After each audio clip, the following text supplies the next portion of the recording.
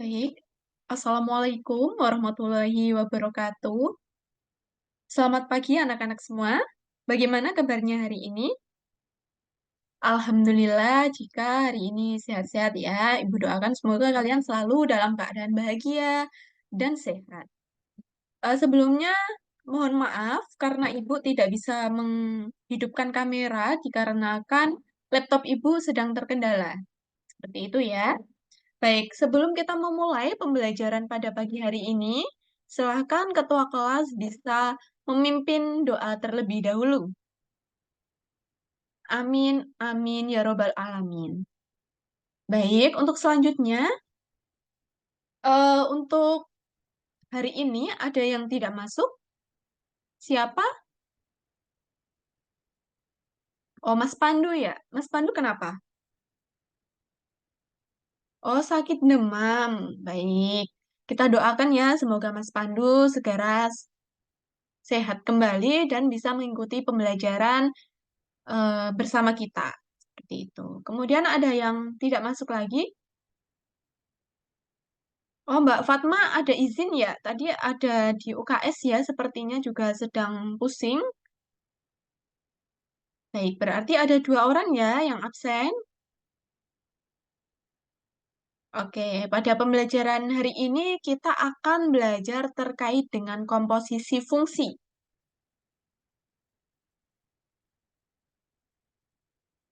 Apa itu komposisi fungsi? Kemarin kita sudah belajar ya terkait dengan pengertian komposisi komposisi fungsi. Ada yang masih ingat? Oke, Mbak Lingling mungkin bisa menyebutkan apa yang dimaksud dengan komposisi fungsi? Oke, jadi kata Mbak Lingling adalah komposisi fungsi itu gabungan dari dua buah fungsi. Mungkin ada pendapat lain dari teman-teman yang lain? Mungkin dari Mbak Retno? Ada? Oke, kalau belum ada. Jadi, apa itu komposisi fungsi? Komposisi fungsi merupakan gabungan antara dua atau lebih fungsi, sehingga membentuk fungsi baru. Di sini tertulis antara dua atau lebih fungsi. Jika ada tiga fungsi, apakah bisa dikomposisikan?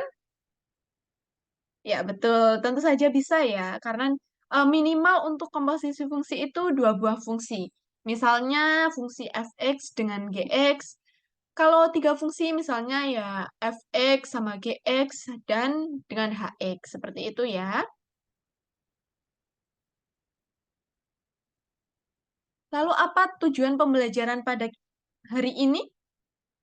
Yaitu harapannya bahwa kalian bisa menyelesaikan masalah yang berkaitan dengan komposisi fungsi, baik yang hanya dua fungsi maupun lebih, atau tiga fungsi. Seperti itu. Untuk alur pembelajaran pada hari ini, nanti kita akan ada sesi diskusi dan presentasi dari kalian semua.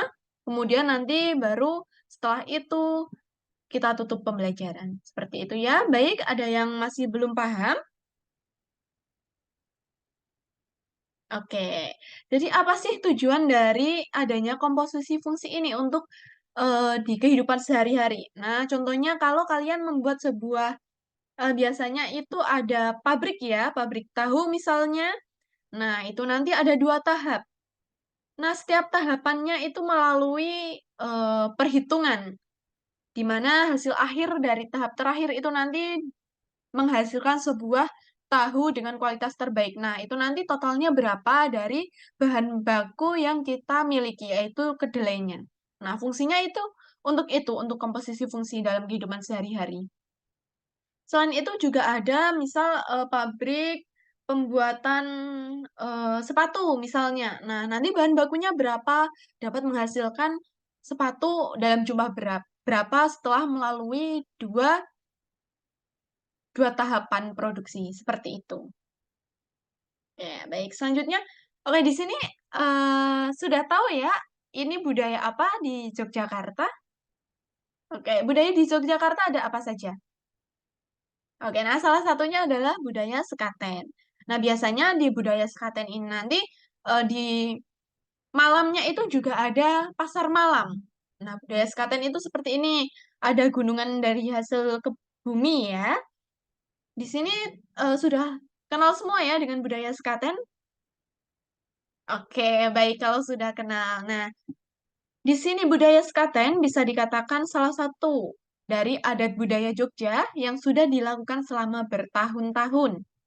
Mungkin sejak Islam masuk ke tanah Jawa, karena sekatenan adalah acara tahunan pesta rakyat yang dilakukan di Keraton Ngayogyakarta Hadiningrat untuk memperingati hari kelahiran Nabi Muhammad tanggal 5 Rabiul Awal kalender Islam.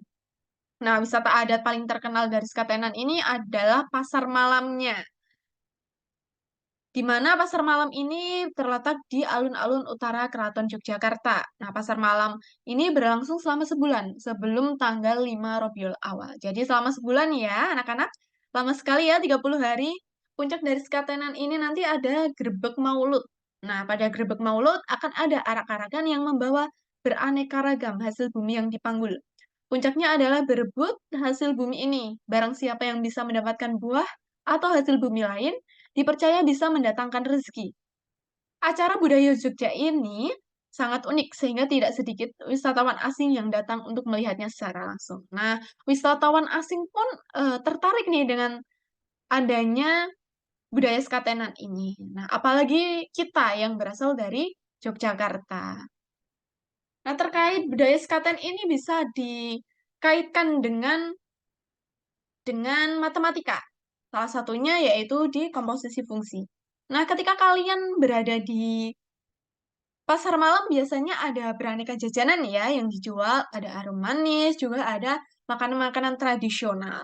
Nah, mungkin bisa disebutkan salah satu makanan tradisionalnya. Oke, ada serabi ya. Selain itu, ada apa lagi? Mungkin Mbak Suli? Oke, ada kue apem juga. Nah, jadi di wisata pasar malamnya ini ada beraneka jajanan tradisional juga. Tadi sudah disebutkan ya, ada serabi. Nah, di sini ada suatu permasalahan. Pada acara pasar malam Sekaten Yogyakarta, terdapat berbagai macam-macam makanan yang dijual. Nah, salah satunya adalah serabi. Serabi sangat diminati oleh pengunjung karena rasanya yang khas. Karena peminatnya yang banyak, seringkali penjual kehabisan bahan dasar tepung beras untuk membuat serabi.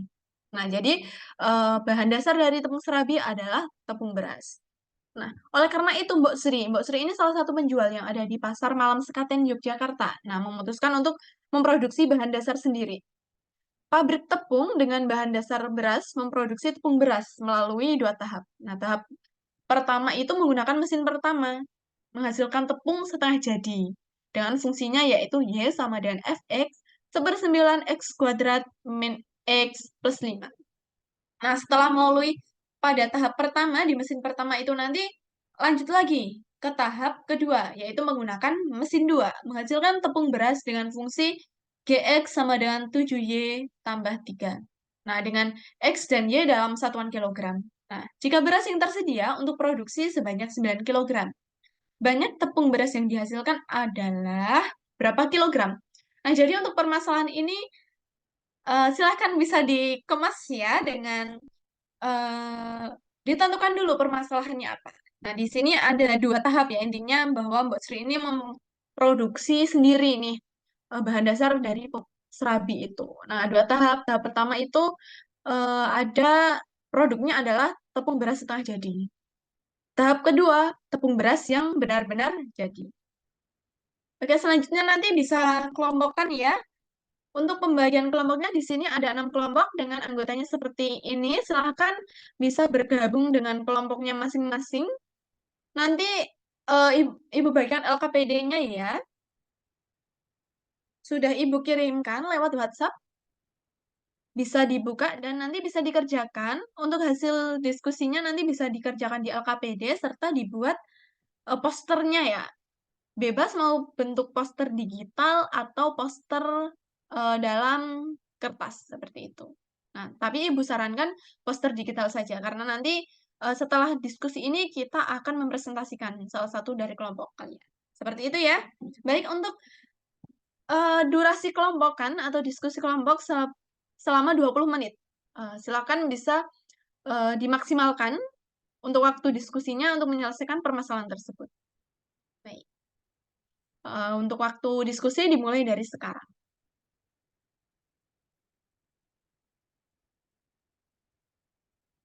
Oke, bagaimana kelompoknya Mbak Kadek? Ada kesulitan? Oh, baik. Untuk, mungkin belum jelas ya terkait dengan permasalahan yang ada di LKPD tersebut. Jadi, permasalahannya itu ada yang tadi sudah Ibu sebutkan bahwasannya ada Mbok Sri, ingin membuat, bahan baku sendiri untuk serabi. Nah, bahan bakunya adalah tepung beras. Nah, itu melalui 2 tahap. Nah, 2 tahap itu nanti mewakili masing-masing fungsinya dari setiap tahapan. Nah, karena hari ini kita belajar tentang komposisi fungsi. Nah, untuk menyelesaikan permasalahan tersebut berarti menggunakan apa? Oke, benar ya, menggunakan komposisi fungsi. Nah, di situ ada berapa fungsi? Mungkin kelompoknya Mbak Arinda. Oke, benar ya, ada 2 fungsi, fungsi fx dan gx. Nah, itu nanti dikomposisikan. Seperti itu ya.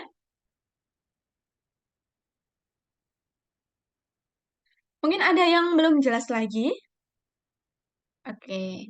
Waktu diskusi tinggal 5 menit ya. Silahkan jika sudah selesai berdiskusi bisa dibuat posternya.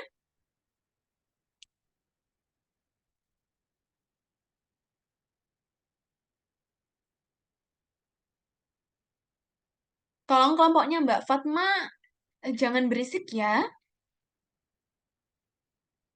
Jangan mengganggu teman kelompok yang lain. Biarkan mereka fokus seperti itu ya. Baik, waktu untuk diskusi sudah selesai. Untuk selanjutnya kita akan presentasi kelompok ya. Mungkin Ibu acak saja untuk yang maju hari ini. Nah, karena hari ini ada tanggal 3, adalah tanggal 3, maka Ibu menunjuk kelompok 3 untuk mempresentasikan. Oke, mungkin perwakilannya bisa memulai presentasi dengan menampilkan posternya.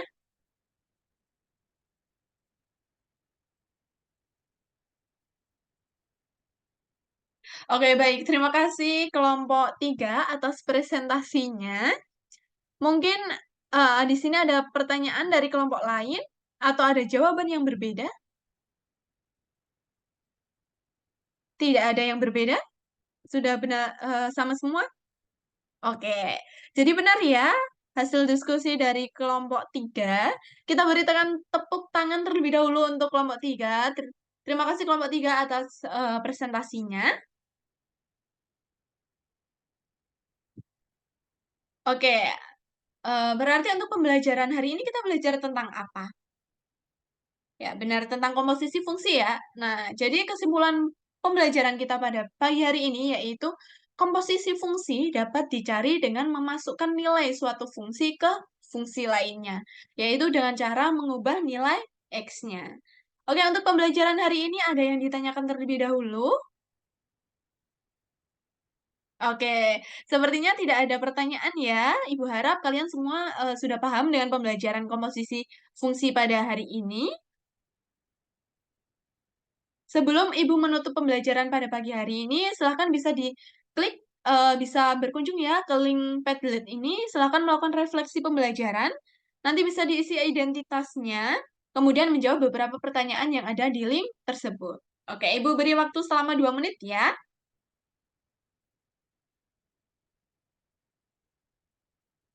Baik, mungkin untuk pembelajaran hari ini cukup sekian. Untuk minggu depan kita ada ulangan ya. Silakan bisa belajar terlebih dahulu, soalnya ada 5, dan nanti dalam waktu 20 menit.